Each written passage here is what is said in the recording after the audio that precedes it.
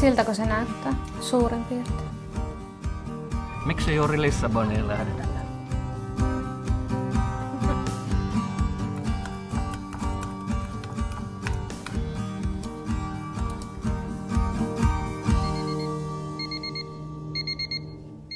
Ville ja huomenta aloittaa ja lähipäivänä ajamaan voi minun lähtevän oiluja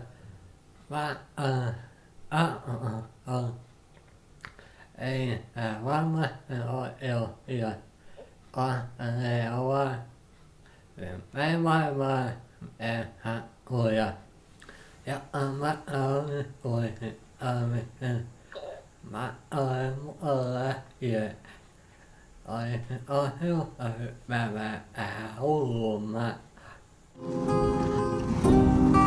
Niin sanoitko sä nyt, että päivässä 60-80 kilometriä eteen? Mitä sun se menee se uusi laite, kun sä saat sen?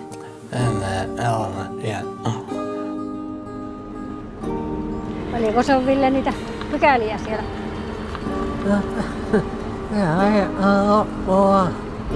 Okei.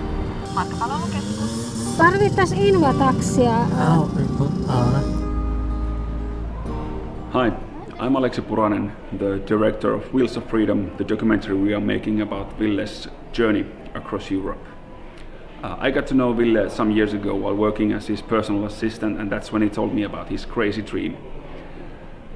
The journey will be unpredictable, weird, funny, and yet heartfelt adventure of a lifetime for both Ville and for me.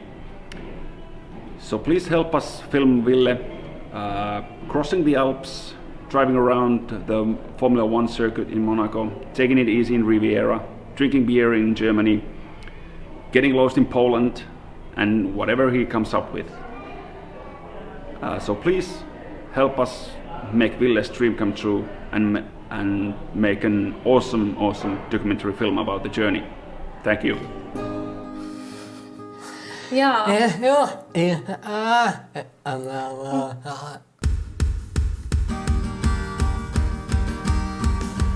Missä vaiheessa sulla on noin käynyt, että sulla kasvaa tukka vaan tuossa keskellä päätä, eikä ollenkaan sivusta?